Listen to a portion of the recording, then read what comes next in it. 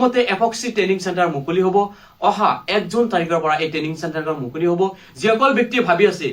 যে মই এপক্সিৰ বিষয়ে কাম শিকিম সকলোখিনি কাম শিকিম তথা মই নিজে কাম কৰিম সেইসকল ব্যক্তিৰ কাৰণে এটা সুসংবাদ কাৰণ আমাৰ অসমতে নতুনকৈ মুকলি হ'ল এলেট এপক্সি ফ্ল'ৰিং এণ্ড প্ৰশিক্ষণ প্ৰতিষ্ঠান আৰু এই প্ৰতিষ্ঠানৰ যোগেদি আপোনালোকে এপক্সিৰ বিষয়ে সকলোখিনি কাম শিকিব পাৰিব কোনো ধৰণৰ চিন্তা কৰিব নালাগে অসমবাসীৰ কাৰণে এটি সুসংবাদ যিসকল ব্যক্তিয়ে ঘৰত বহি আছে কোনো ধৰণৰ কাম বন বিচাৰি পোৱা নাই সেইসকল ব্যক্তিৰ কাৰণে এটি সুসংবাদ কাৰণ এপক্সিৰ বিষয় সকলোখিনি আপোনালোকে জানিব পাৰিব বা সকলোখিনি শিকিব পাৰিব 1 জুন তাৰিখৰ পৰা আপোনালোকে কাম শিকিব পাৰিব কোনো ধৰণৰ চিন্তা কৰিব নালাগে মই সকলোখিনি স্ক্ৰীনত দেখুৱাই আছো ডাইৰেক্টলি কন্টাক্ট কৰক আগতীয়াকৈ নাম ভৰ্তি কৰাৰ কাৰণে যোগাযোগ কৰিব পাৰিব কোনো ধৰণৰ চিন্তা কৰিব নালাগে এলেট এপক্সি ফ্ল'ৰিং এণ্ড প্ৰশিক্ষণ এণ্ড প্ৰতিষ্ঠান এই প্ৰতিষ্ঠানটোৰ যোগেদি যিসকল ব্যক্তিয়ে ঘৰত বহি আছে কোনো ধৰণৰ কাম বিচাৰি পোৱা নাই সেইসকল ব্যক্তিৰ কাৰণে এটি সুসংবাদ কাৰণ এনেকুৱা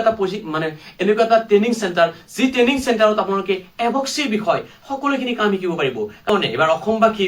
অসমবাসী ৰাইজৰ কাৰণে ধুনীয়া এটা ট্ৰেইনিং চেণ্টাৰ মুকলি হ'ব আপোনাৰ 1 জুন তাৰিখৰ পৰা আৰু সেই ট্ৰেইনিং চেণ্টাৰ হ'ব গুৱাহাটীত মই সকলোখিনি এড্ৰেছ দি আছো আপোনালোকে ডাইৰেক্টলি কল কৰিব কোনো ধৰণৰ চিন্তা কৰিব নালাগে মই দি আছো এলেট এপক্সি ফ্ল'ৰিং এণ্ড প্ৰশিক্ষণ প্ৰতিষ্ঠান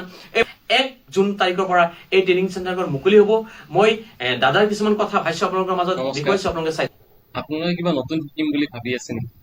হয় এপক্সি ফ্ল'ৰিঙৰ কথা ইয়াত চাব পাৰে এইজন দাদাৰ